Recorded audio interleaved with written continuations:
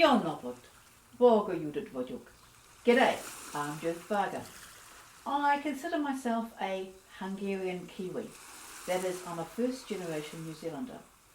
And my ancestors are from Hungary. My mother's family were among the first Hungarians to come to Hungary before World War I, and my father came out in 1956.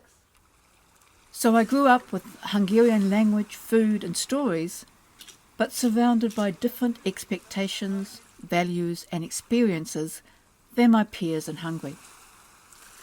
This double vision means I can step back a little and see things from a different perspective than a native of either country.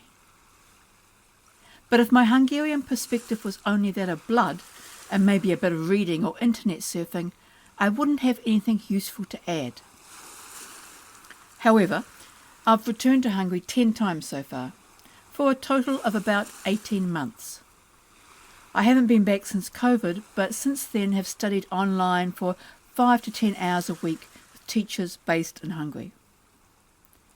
And most of my time in Hungary was not as a tourist. Even when in Budapest, I tended to hit the museums and galleries rather than sightseeing and shopping. A third of my time in Hungary, 6 months, was spent in full-time study at the Basin summer school. All day, Monday to Saturday, and the occasional evening.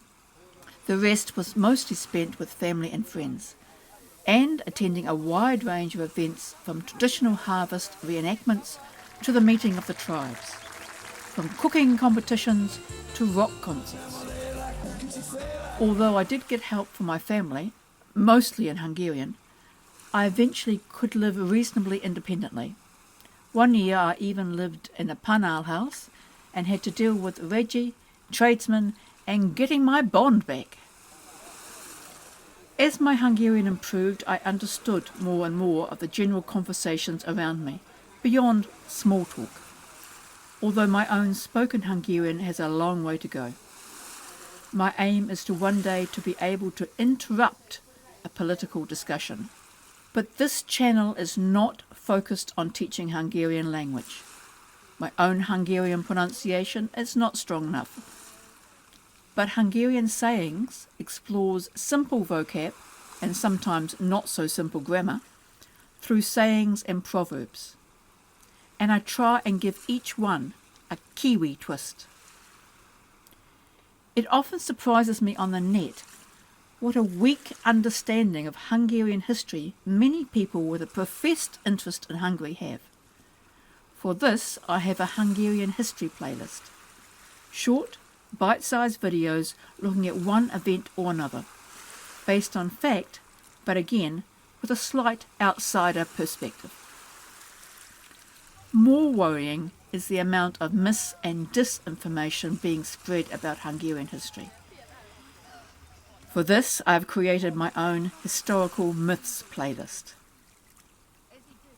Both of these playlists at this point, May 2024, are mostly on paper rather than online. This type of video takes tens of hours for a few minutes of content. In the pipeline is a playlist for traditional grain harvesting with a scythe called Traditional Harvesting, which will include footage of the many competitions, festivals and reenactments that I have attended. There will also be a series of how-to videos for those interested. I also think I will need to expand my myth-busting beyond just history, and I'm planning a Hungarian myths playlist. This won't be myths as in myths and legends, but rather myths as in urban myths. If you have topics that interest you, please put them in the comments below, and I will see if they are something I know enough about or can research to make a short video about. I would also appreciate likes and subscriptions. Unfortunately, YouTube does subscription by channel, not playlist, but I'm not going to have multiple channels.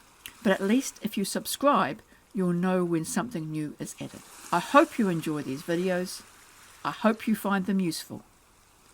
This laat.